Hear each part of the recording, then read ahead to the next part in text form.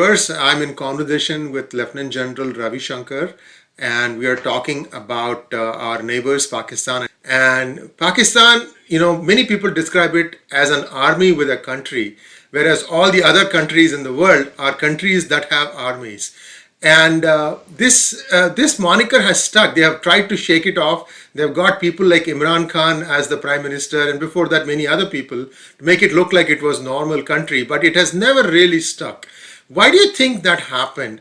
And where do you see this country progressing? Because it's been like they're saying it's going to break up, it's going to break up, but yet it seems to hold together. The one of the things that people keep telling is there are 2,000 families and perhaps 100,000 individuals or 200,000 individuals that control the entire aspects of Pakistan. And all these families have dual citizenships, so they go to Pakistan only when there is a deal coming in, when there's an aid coming in. They take their cut and make sure that their face is shown in the pictures, do the media circuits, and then they go back. What are your thoughts, sir? Yeah, first and foremost, you missed out on one important aspect of in describing Pakistan. There's a deep state which runs it, right? And this deep state is built around the army. Right? That's the power behind the facade. Well, Pakistan has evolved into the current state over a period of time. Right from beginning, they've had, they've shot their prime ministers, they've hung their prime ministers, they've had a succession of coups, and nothing moves in the army, nothing moves in the country without, the army. So the army is in the pole position, and the army has gathered some amount of elite around it, and it has, brought about this ISI, developed its ISI, the Inter-Services Intelligence Agency, and made it very strong. And they bought out the elites, and they've controlled the family, the close families, and they've built their own economy. The army has built its own economy over and above the Pakistani economy, and it is almost independent of the state. And then it runs. And it runs the country by proxy. That's been happening from ever since you can remember. So there's a elected government uh, or a selected government, if you may say, which is already always running the country. And this government has always been controlled by the army. So that is why people say Pakistan is an army with a country. And the people look up to the army for everything. The funny part is the government is there is the front face of the army and the nation through which the people respond. But the core policies are laid down by the army. So that is why, this duality you'll always find. And every prime minister or the head of government has run at the mercy or at the wish of the chief of army staff there, and that's how it is. As far as it's, the state of failure is concerned, yeah, everyone says it's a failed state. Some say it's in a state of constant failure, always failing, about to break up, and never it breaks up. It'll never break up. It'll never break up because the army will not allow it to break up. The army controls everything. So if the government can break, if the government goes down, people go back to the army and expect the army to, install another government. So another government with another party comes in, right? But the the state will continue under the army, and the army deprives the state of everything. The army destroys the state. So the army is a Janus face. It is also the destroyer and the savior of the state. It's a very funny situation. And if you go back into history, uh, at the time of independence and sometime till later, even till the late 60s, Pakistan had better economic credentials than India. The economic indicators and the progress and everything. In fact, the Americans invested quite a lot in Pakistan. It was only after the successive dictatorships, and especially during the reign of Ziaul Haq, that the religious fundamentalism started coming in, the industry started going down, and it has slowly slid down to where it is. This is the story of Pakistan. So we're going to live with a problematic neighbor throughout. General Ravi Shankar, one thought that comes to my mind is by and large, the Pakistani army was seen as a secular force up until Ziaul Haq came along. What made him take the sharp right turn and make it much more religious oriented? Because now I heard that there is a Allah wala general. I mean, there is a there's a secular general and there is a mullah wala general. I mean, I'll put it this way. A lot of people say that the Islamist or the fundamentalist streak started with Ziaul Haq, but I think it started before that. If you go back in Bhutto's time, he was the one who propagated the Islamic bomb. If it's Right, not right, right, right, right. right. He was the one who said, Pakistan will front the Islamic world. It is not as if it is a new phenomenon. It is only that Ziaul Haq, because of his own religious feelings, he Islamized the army and brought in fundamentalism. And part of the reason is due to the fact that he used Islam and the concept of jihad in Afghanistan. So that reinforced his thinking to impose, all religious laws in Pakistan. And he was very clear that he'll never get democracy back. I mean, for him, his concept was army rules forever. And of course, then they had the bad experience of having a breakup with Bangladesh. So they all these put together brought them to this state, and ever since then they've only become more fundamentalists in their outlook. There is no, secular general there. Everyone is of the same cloth. At the end of the day, all of them have spawned religious fundamentalism in some form or the other. There are no two shades in Pakistan on this. Thanks for that clarification. See, if you look at Pakistan's economy, it is completely dependent on aid.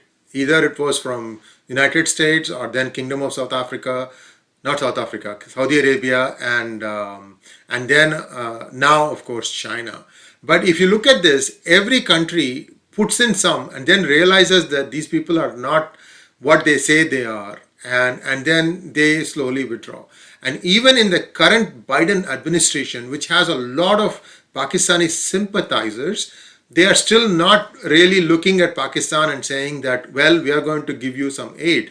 In fact, in one of the stimulus bills, $120 million was earmarked for Pakistan, and it got so much blowback that now I don't even know if that money is coming to Pakistan.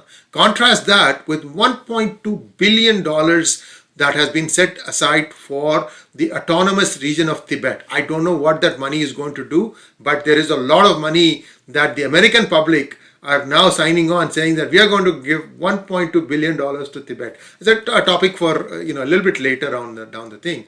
But now Pakistan for Saudi Arabia, they said that okay, we have the nuclear bomb and we will take care of take care of you. For the longest time, they were providing security to the kings and the princes and so on and so forth. But now even that has gone away. In fact, Saudi Arabia and many other countries around, they've been sending back a lot of the what I would call as the middle class Pakistanis. Why do you think that is happening? And now even China seems to be having a rethink about keeping Pakistan alive or ahead, afloat, I should say. What are your thoughts on the recent trends? See, Pakistan, historically has survived on three A's: Allah, Army, and America. America, as they put it, America. America. Well, lasted. That lasted till the Afghanistan war and the war on terror and all that. And finally, when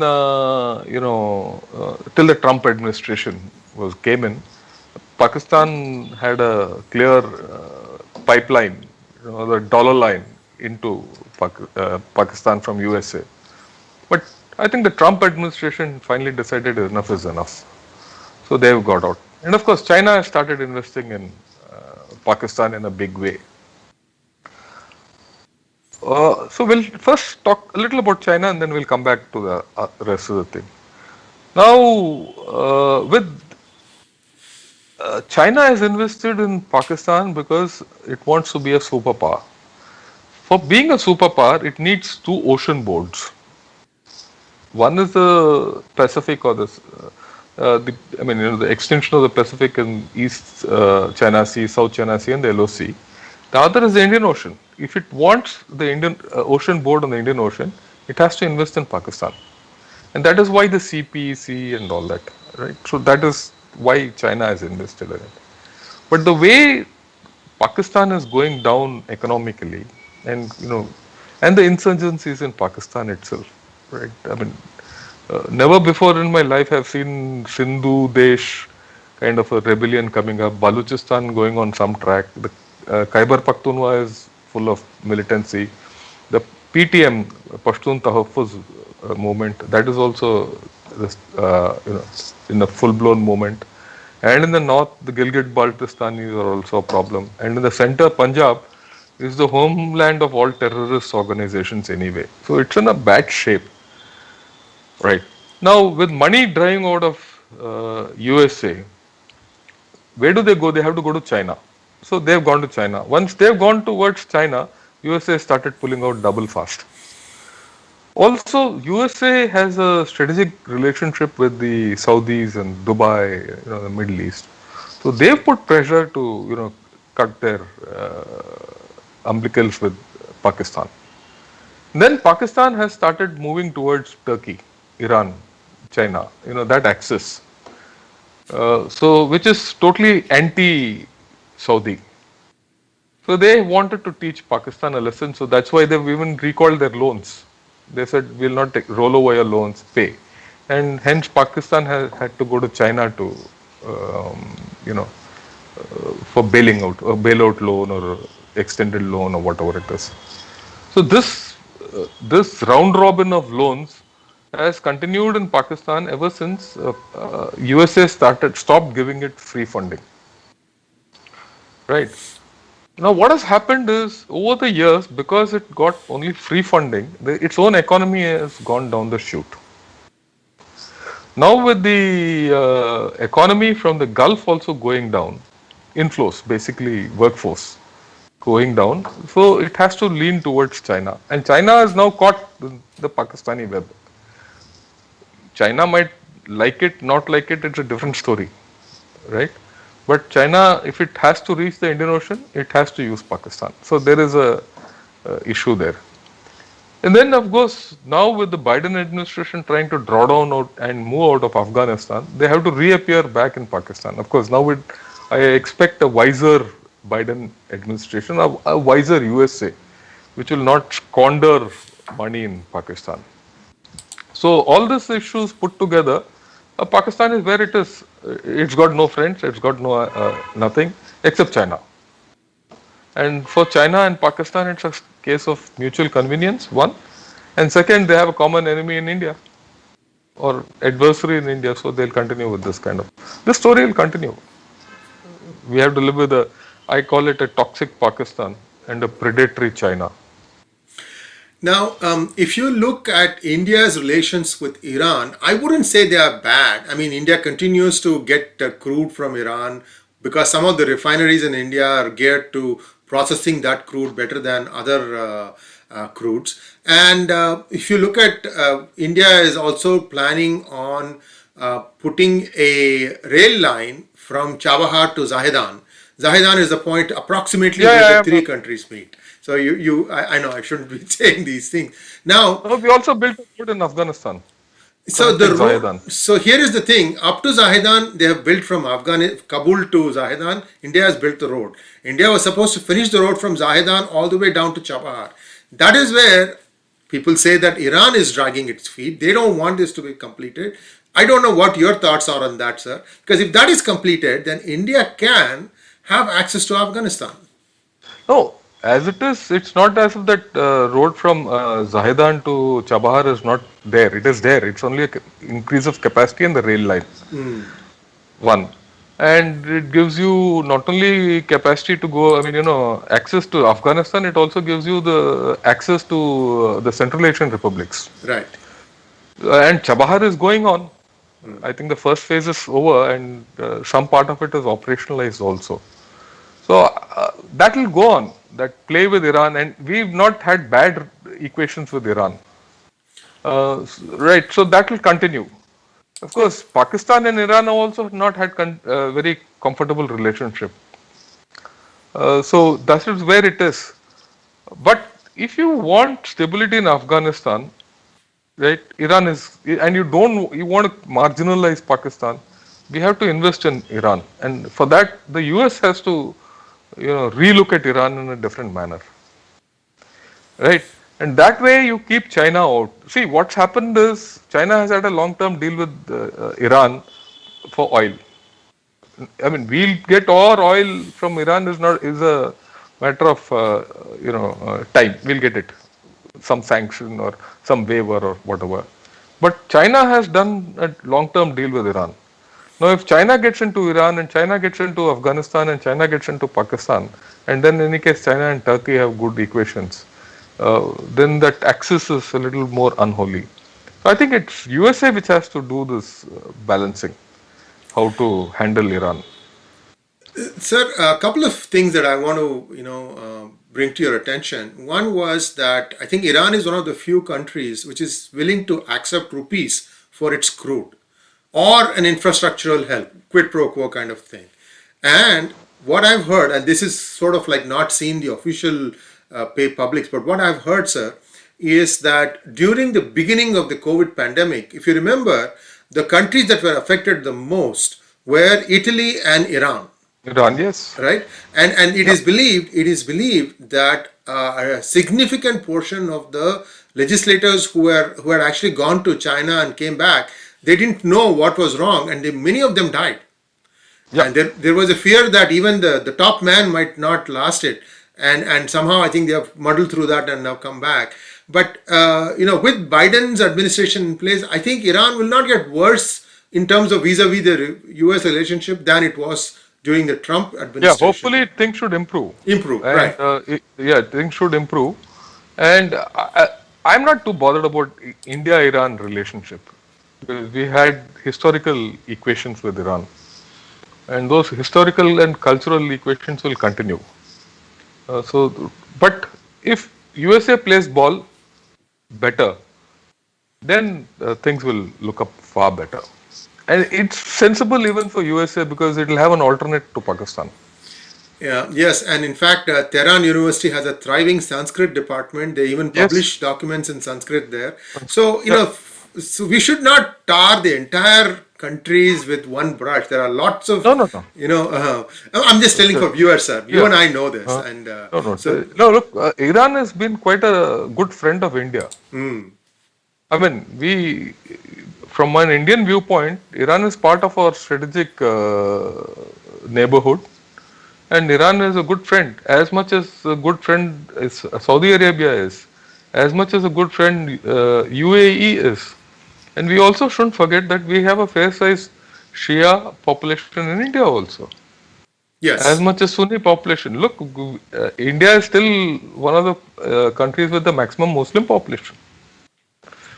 Right? We have stakes in Muslim population in the Muslim world. And that's been recognized of late. yes. In fact, PGurus had had a conversation with the head of the Shia sect in India. Very, very free flowing conversation. We published it about 6 months ago. I'm completely aware, and so are the viewers. Yeah. Sir, please continue. I didn't mean to Yeah. interrupt you. No, Yeah. no, I'm fine. Yeah. I think we'll get back to Pakistan. Yes, yes. Yes. Yeah. Yeah. Your question. So the next question about Pakistan is this ongoing forcible conversion slash rape of the minorities in Pakistan that has been going on now. It is rumored. So these are the numbers that I have been told. I could be off a little bit. Please feel free to correct me. Your person who has got data on the ground. Still, about 7 million Hindus are trapped in Pakistan. That's the only way I can put it. and India can only absorb about 1,000 a month. And even the 1,000 that they absorb, they have to be brought into two different places, Jaipur and Udaipur.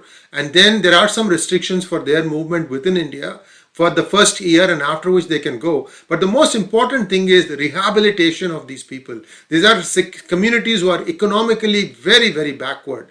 And when they come to India, and they have a very limited skill set being in Pakistan for a long time, so there's a bit of a problem there. So India cannot absorb these 7 million, and certainly with all the brouhaha that has erupted over CAA, there's another problem.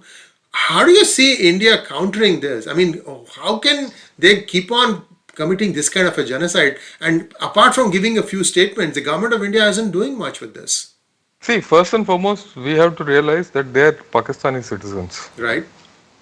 right? And we really don't can't interfere in their internal affairs, strictly speaking. And Pakistan doesn't treat only Hindu minority poorly; they Oh no, treat yeah, yeah, other right, right. across the board all All of minorities, them, yes, yes, yes. Ahmadiyas, Boras, and Shias, everyone. Shias, right. Yeah. So one. Secondly, I think India has to take a call. We are a secular socialist democracy, right? So we can't just say just because you're treating Hindus badly, we'll interfere in your affairs. Because then they will say you're treating Muslims badly, so we'll interfere in your affairs. So you can't go and start championing your cause as a Hindu society there, because we are not. First and foremost, we are a democratic secular society by constitution. We don't take the onus for all Hindus everywhere. Right? We are not a Hindu nation. So that clarity we should have. So what help we give is purely on humanitarian grounds, right? And when we give this help to the minority people in Pakistan, it has to be an even hand. There are Sikhs also there who are having problems. There are other minorities. Shias are there, right? So, in fact, in the old days, a lot of people from Bombay had connections with Karachi. There are also a lot of people, Sindhis, who are here and there. So you have to take a wider view of this, right? And we can't go beyond that. So we have, and plus, of course, like you rightly said, if you go gung ho on Hindus, there's going to be a backlash here. So one has to have a balanced approach, right? And uh, beyond that, I don't see anything happening.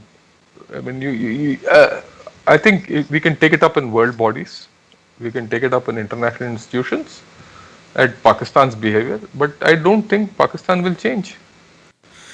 Sir, the Americans have opened a human rights center for the Balochis in New York. And why cannot the Indian government do a similar thing? Because there are a lot of Balochi refugees also who are holed up in areas in and around New Delhi. Why can't India have a human rights center there? See, it's I suppose we'll evolve into that at that some point of time, but as a matter of national policy, we've never done that. And then, issues will start that you are interfering in Balochistan, you are sponsoring terrorism through this, all this will start. So I don't think the Indian government is prepared to do that at this point of time. Whether it will do it ahead, we'll see how things evolve. And that's been a policy right from beginning. It's not there's a policy which is, I'm not talking about Balochistan alone, barring Tibet, we have not given any kind of an asylum or a kind of a sanction for anyone to propagate their, give them rights to propagate their problems, and especially with Pakistan, right? I am also aware that the Balochistan issue came up first in the Sharm el Sheikh conference, but when Mr. Manmohan Singh went to, had a dialogue with Pakistan. So we don't want to get put in the same bracket as what Pakistan is doing in Kashmir. We don't want to be seen to be doing the same thing in Balochistan. Of course, if you remember 2014, 15, yeah, 15, I think, when Prime Minister Modi in the from the Red Fort on the Independence Day speech, he did mention Balochistan. He did make a mention, but nothing gathered definite after that. So that's how it is. So the last I have heard, sir, and I this information has kind of stalled after gathering momentum for a while. One of the Western countries is willing to recognize and install a government in exile in their country if India would also recognize the state of Balochistan. I don't know where that is. I don't know No, if I don't think it's a feasible idea because if you know Balochistan, it's a vast country and sparsely populated. right. So even if you have something like this, I don't think it'll uh, see the light of the day. So at this point of time, I think it's very premature. Hmm, hmm. It's very premature, very incipient issues there, and the Pakistani army has full control over Balochistan. It's not lost control. I mean, we shouldn't forget the fact that Pakistan has a strong army with a with the country in its iron grip. Yeah, So we go shouldn't ahead. do anything prematurely. I don't think the situation is that Balochistan can. Yeah, tomorrow if Balochistan and Sindh get together, because Sindh has got more political weight and more population and more resources, then things are different. But Balochistan alone, I don't see it going into independence and all that. It might create problems, nothing more. I think that brings us to an excellent point in our conversation to perhaps put a full stop. But the next paragraph will start maybe in a few weeks' time as we would re invite you, sir, to share your thoughts on what is happening in this area. And so we will come back to all this stuff in a future conversation. And I really thank you for taking the time out of your weekend to share your thoughts with our viewers. Thank you very much. Namaskar. And we'll be back again, viewers. Thanks a lot. It was a pleasure interacting with you, and I hope your viewers uh, are convinced by my argument. If they're not, I'm open to question anytime. Absolutely, sir. Viewers do send in your comments and keep them factual. And I will try and see if the good journal can answer those comments on our YouTube channel. Thank you very much, sir. Welcome, sir.